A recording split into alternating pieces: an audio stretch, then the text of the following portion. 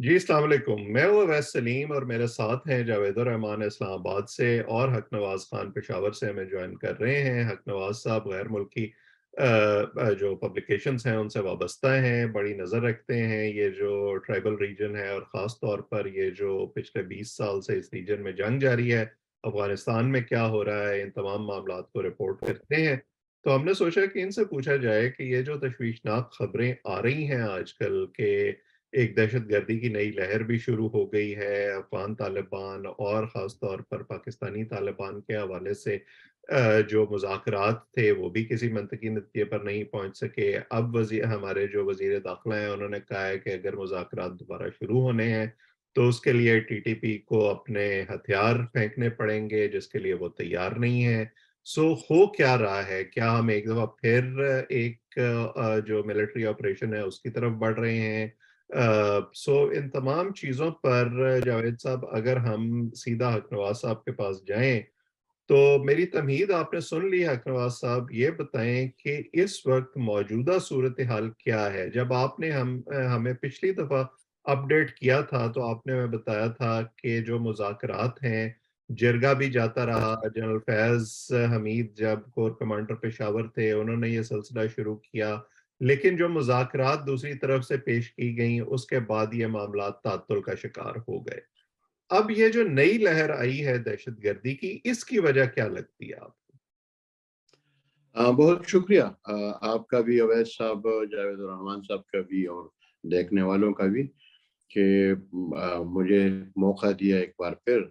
और पहले भी हम इसी मौजू पे बात करते आ रहे हैं, जो हालात थे वक्तन फ़ौक्तन जो तब्दील होते रहे।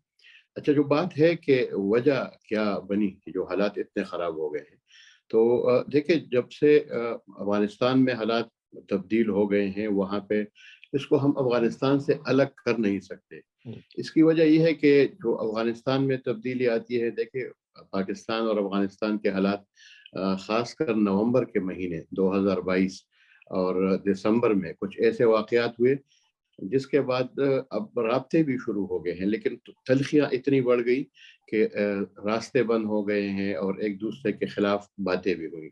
हुँ, अब बात यहाँ तक पहुँच गई, पहले तो यहाँ ये बात थी कि अफ़गान तालिबान से कहा जा रहा था कि वो अपना असर रसूख इस्तेमाल करके पाकिस्तानी तालिबान को इस बात पर कायल करे कि वो यहाँ पे हमले ना करे और मुज़ाकरात और पुरअमन तरीके से इस मसले को हल करे।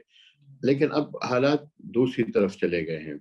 अब पाकिस्तान सीधा-सीधा, मतलब आपने देखा होगा हैना रब्बानी कर का जो बयान था, कौमी सलामती कमेटी के हवाले से जो बयान आया, बिलावल भुट्टो वज़ीर ख़ारजा हैं, उनका बयान आया। फिर उसके बाद जो वज़ीर दाख़िला राना सनाउल्लाह का बयान आया कि तालिबान से मुज़ाकरात, हर किस्म के मुज़ाकरात बंद हैं, ख़त्म हैं, दरवाज़े बंद किए हैं। और ये है कि अफ़गानिस्तान में तालिबान से कहा है, बल्कि वो एक, आप यूँ समझे कि धमकी, कि अगर हमें ज़रूरत पड़ी तो हम वहाँ पे जाके अफ़गानिस्तान में जो उनके मराकज़ है, जो उनकी जगह हैं, वहाँ पे उन पे हमले करेंगे। क्योंकि आपने देखा होगा पिछले 2 महीनों से बहुत तेज़ी आई है। जो हमले तो पहले भी होते आ रहे हैं। तो एक तो ये है कि वहाँ अफ़गानिस्तान से, मतलब उस तरह रिस्पॉन्स अभी नहीं आ रहा है, जो पहले एक इम्कान था, एक तवक्कुआत लोगों की थी इस्लामाबाद में कि हालात बेहतर होंगे, लेकिन उस तरह नहीं हुआ। अब हुँ, अफ़गान तालिबान को भी मुश्किलात का सामना है। यहाँ पे हालात अब देख रहे हैं कि जो बनू का वाक़या हो गया, जब आपसे बात हो रही थी, तो मैंने आपको कहा था कि इस तरह के कुछ मनसूबाबंदी हो रहे हैं ताकि वो अटेंशन हासिल कर सकें। तो वो एक ऐसा मतलब था कि 2-3 दिन तक वो टेंशन चलता रहा और वहाँ पे उस रीजन में उससे हालात मज़ीद ख़राब हो गए और एक इश्यू जो है दोबारा इंटरनेशनलाइज़ हो गया। तो उसके बाद आप देख लें, एक तो रास्ते वो बंद हैं। एक तरफ ये जो चीज़ें हैं जगह-जगह पे, अब लाज़िमी बात है कि अपनी बात मनवाने के लिए कुछ ऐसे इक़दाम आपने देखे होंगे। एक उन्होंने ऐलान किया, जो अफ़गान तालिबान तरफ से, उन्होंने एक हुकूमत बनाई, जो शैडो हुकूमत के तर्ज़ पे आप कह सकते हैं, और उसमें उनने बाकायदा वज़ारतें और इस तरह के मुख्तलिफ़ रीजन्स के हवाले से। लेकिन दूसरी बात ये है कि जिसमें थोड़ा-सा चीज़ों को मैं देखता हूँ, तो उसमें जो इलाके हैं वो खैबर पख्तूनख्वा और बलूचिस्तान का इलाका है कि वहाँ पे उन्होंने ये जो بلوچستان اور ان کے لیے زیادہ تر ان کا جو فوکس لگتا ہے کہ ان ریجن میں ہے. ہوں۔ اب جس طرح ہم بار بار بات کرتے ہیں اعداد و شمار حکومت کی کیا طرف. اس کی وجہ یہ بھی ہے کہ جیسے 9/11 کے بعد یہ ہم دیکھ رہے تھے کہ کے پی میں اور بلوچستان میں انہوں نے اپنے آپ کو منظم کیا ہوا تھا، یہاں پہ ان کے لوگ موجود تھے، جس کی وجہ سے پھر ملٹری آپریشن بھی ہمیں کرنا پڑا. کیا اب دوبارہ کوئی آپ کو اس طرح کی ایکٹیویٹی نظر آ رہی ہے ان علاقوں میں؟ دیکھیں پچھلے 3-4 سالوں سے نا، جب اگر آپ دیکھیں جب سے امریکہ نے افغان طالبان کے ساتھ مذاکرات کا راستہ شروع کیا اور طالبان کے ساتھ جب بات چیت شروع ہو گئی، ہوں۔ تو اس وقت سے یہ رپورٹس آ رہی تھی. وہ رپورٹس یہی تھی کہ جی یہ لوگ دوبارہ آ رہے ہیں. اب وہ چیزیں آہستہ آہستہ آ کے پھر 2021 میں مزید واضح ہو گئی کہ وہ لوگ افغانستان سے یہاں پہ آ گئے ہیں، اور خاص کر جنوبی وزیرستان، شمالی وزیرستان یا باجوڑ مختلف علاقوں میں یہ رپورٹس آ رہی تھی. وہ چیزیں پھر پچھلے سال جو ہے مزید اس صورت میں آ گئی کہ اب ہمیں اندازہ ہو گیا کہ انہوں نے باقاعدہ ٹھیک ٹھاک یہاں پہ اپنے لیے بھی ایک راستہ بنایا، ایک منظم ہو گئے ہیں. اب دیکھیں اسلام آباد تک پہنچ گئے ہیں، خانیوال میں انہوں نے ذمہ داری قبول کی. اب ان چیزوں کا کیا مطلب ہے؟ اس کا مطلب یہ ہے کہ انہوں نے ٹھیک ٹھاک جو ٹائم تھا، خاص کر جو پچھلا سال 1.5 سال کا تھا، اس میں انہوں نے کافی چیزوں کو ری آرگنائز کیا ہے. ہوں۔ جو ضرب عضب 2014-15 میں جو تو آپریشن ہوا یا یعنی اس کے جب ہم، بعد جو ہوا. جیسے آپ نے اشارہ کیا، جب ہم یہ سوچ رہے تھے کہ ہمارا بارڈر سیکیور ہو گیا ہے اور اب ہمیں فکر کرنے کی ضرورت نہیں ہے، تو وہ اس وقت کو اپنے آپ کو منظم کرنے کے لیے اور ان کارروائیوں کے لیے تیار کرنے میں استعمال کر رہے تھے.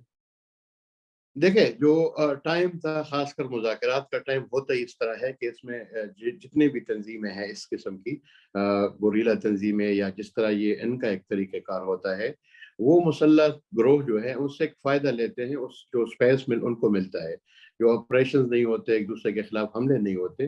تو یہاں پہ تو ہم یہی سوچ رہے تھے کہ اس کا کچھ نہ کچھ نتیجہ اب نکل آئے گا. لیکن جو دوسری سائڈ تھی اس کو میرے خیال میں اس طرح انہوں نے اس پہ توجہ نہیں دی یا ہوتا ہی رہ گئی. وہ مطلب یہ تھا کہ آنا جانا ان کا شروع ہو گیا. سوات میں وہ جو آپ نے بھی رپورٹس دیکھی کہ سوات میں ان کی اپیئرنس ہو گئی کہ جی سینکڑوں کے تعداد میں لوگ آئے. پھر یہاں سے خیبر پختونخوا کے صوبائی حکومت کے جو ترجمان ہے بیرسٹر شعیب صاحب، انہوں نے کہا کہ جی یہ وہ آئے ہیں کوئی اپنی ذاتی کاموں کے لیے، اور چونکہ جنگی ہے تو ہم ایک دوسرے پہ حملے نہیں کر رہے ہیں. تو ایک مطلب وہ جو سپیس ان کو ملا مذاکرات کا، جو جنگ بندی کا تھا، اس کا انہوں نے فائدہ اٹھایا.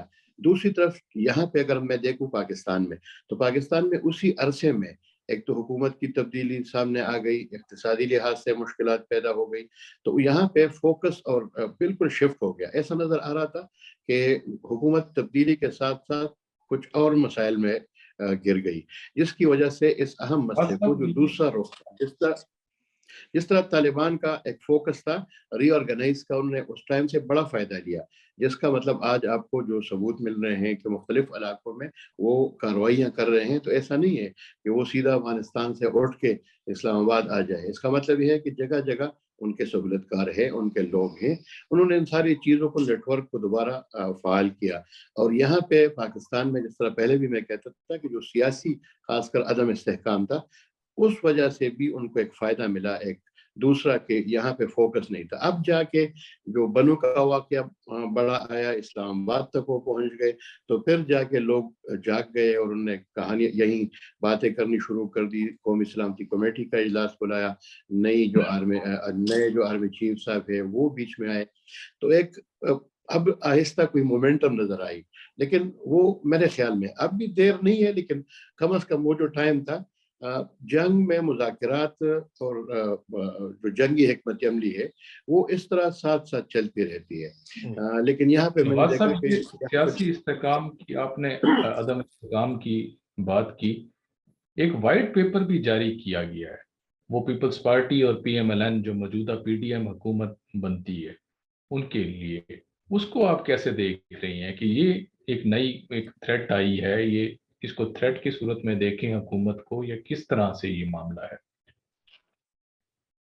آپ کا اشارہ اس کی طرف ہے جو تحریک طالبان کی طرف سے جو دھمکی جی پاکستان پیپلز ہاں پارٹی. جی. ہاں ایک تو مطلب دو چیزیں میں نے بتایا نا پہلے، ایک تو وہی چیز تھی کہ جو میں نے کہا کہ ایک انہوں نے تنظیم بنائی، آرگنائزیشن حکومت کے طرف پہ، وزراء، زون، ریجن. دوسرا اس کے بعد مطلب وہ انہوں نے باقاعدہ سیدھا خبردار کیا، دھمکی دی جو مین پولیٹیکل پارٹیز ہے حکومتی اتحاد کے، پاکستان پیپلز پارٹی اور مسلم لیگ، کہ آپ اس جنگ سے دور رہے. اب مطلب وہ حکومت میں ہے، کس طرح دور رہ سکتے ہیں؟ لیکن یہ تھا کہ ان کو کہ ہماری لڑائی فوج سے ہے. اب اگر فوج سے ہے تو وہ حکومت میں ہے، فوج کہاں کی ہے؟ وہ ساری چیزیں ہیں. اس سے یہ جو مجھے نظر آ رہا ہے کہ اس سال بھی وہ سیاسی طور پہ بھی مشکلات ہوں گی. اب دیکھیں اس حالات میں پھر آگے اب سیاسی سرگرمیاں کس طرح آگے لے کے جائیں گے؟ انتخابات کا سال ہے، انتخابات کیسے کروائیں گے؟ تو یہ ساری چیزیں ہیں. اس کا ایک سیاسی لحاظ سے بھی ایک انہوں نے بات کی ہے. اب کہاں تک کر سکتے ہیں؟ لیکن ماضی میں دیکھیں تو 2007 میں جو محترمہ بینظیر بھٹو پہ جو حملہ ہوا، ایک نہیں دو، ایک کراچی میں ہوا، دوسرا راولپنڈی میں ہوا جس میں ان کی شہادت ہوئی. تو یہ ساری چیزیں جو ہیں اس طرح نہیں کہ مطلب وہ خالی باتیں ہیں اور ہم کہہ دیں کہ جی نہیں یہ تو عملی طور پہ تو کچھ نہیں کر سکتے. تو مطلب وہی سیم حالت ہے. یہ جو فیز ہے اب دوبارہ ایسا لگ رہا ہے کہ ایک تو امن و امان کی بگڑتی صورتحال ہے، ساتھ ساتھ اس کے اثرات سیاست پہ بھی ہوں گے. اور پھر لازمی بات ہے کہ جب آپ عوام تک نہیں پہنچیں گے، آپ سیاسی جلسے نہیں کریں گے، تو اپنا پیغام نہیں پہنچیں گے، تو سیاسی جماعتوں کے لیے بھی مشکلات پیدا ہوں گی. تو آپ کو اس حوالے سے کوئی نظر آ رہا ہے کہ کوئی ملٹری آپریشن دوبارہ ہونے شروع جا رہا ہے، کوئی اسٹریٹجی بن رہی ہے کیا اب اس وقت ہماری سیکیورٹی فورسز کر رہی ہیں؟ دیکھیں میرے خیال میں پچھلے پروگرام میں بھی اس طرف اشارہ کیا تھا کہ ماضی کی طرح جس طرح 2014-15 سے پہلے جو طالبان کی صورتحال تھی تو مختلف علاقوں میں ان کی مطلب موجودگی تھی. اب دیکھیں شمالی وزیرستان میں بھی، باجوڑ میں بھی، تقریباً تمام جو سابق قبائلی اضلاع تھے وہاں پہ آپریشنز کیے گئے، لیکن وہاں پہ لوگ موجود تھے، ان کے مراکز تھے، ان کے کوئی نیٹ ورک تھے وہاں پہ.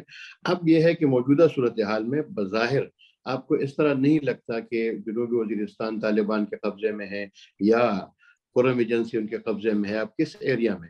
تو اس میں مطلب جو آپریشنز ہیں وہ تب جا کے کامیاب ہوں گی اگر اس کے لیے آپ انٹیلیجنس بیسڈ آپریشنز ہوں، جس کے لیے آپ نے زیادہ آپ کے جو دار و مدار ہے وہ عوام پہ ہوگا، انٹیلیجنس پہ ہوگا.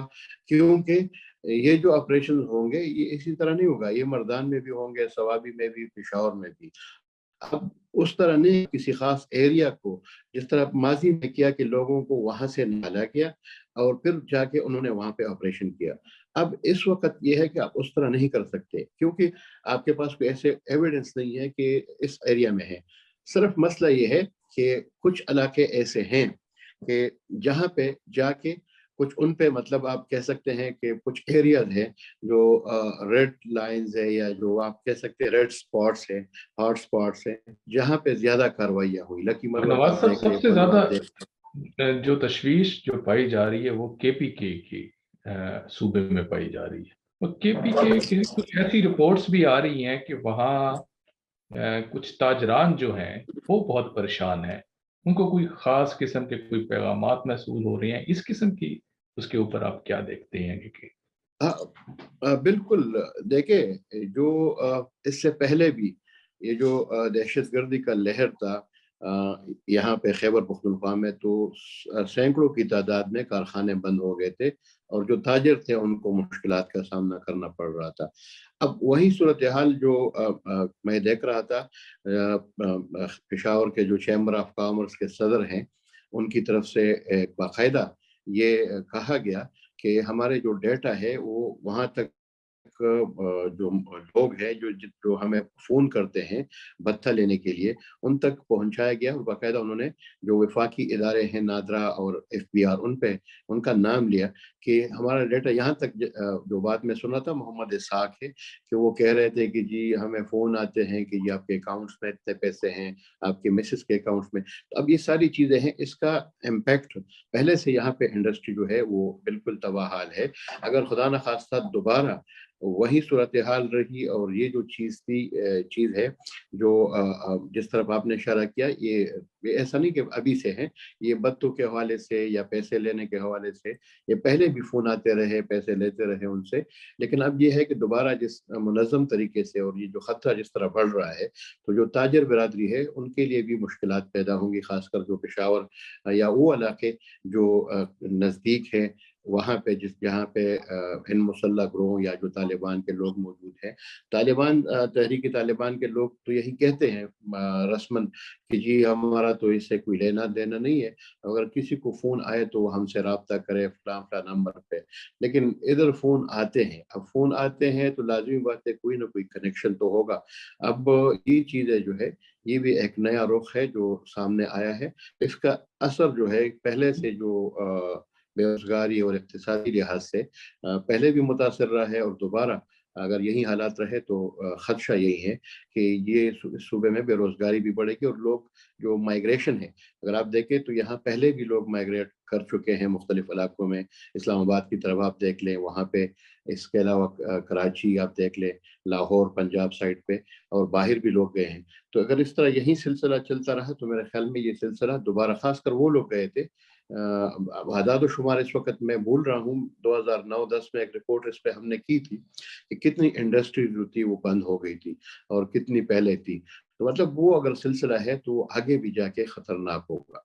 तो इस दफ़ा आपको लग रहा है कि मकामी आबादी जो है उसका रिएक्शन कोई डिफरेंट है? क्योंकि हमने देखा जब शुरू-शुरू में ये रिपोर्ट्स आनी शुरू हुई कि सवात में तालिबान का ज़हूर हुआ है, तो काफ़ी बड़े-बड़े मुज़ाहरे वहाँ भी हमें देखने में आए थे।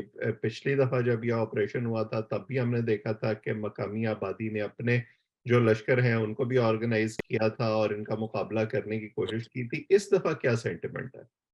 और इसके साथ ये तो वाना में देखिए, आज बड़ा बेहतरीन किस्म का, आज बहुत भरपूर किस्म का एक जलसा हुआ, और उसमें जो तादाद है उससे ये नज़र आ रहा है कि उसमें सिर्फ सियासी लोग नहीं बल्कि अवाम ने जो भरपूर उसके अंदर जाके हिस्सा लिया है।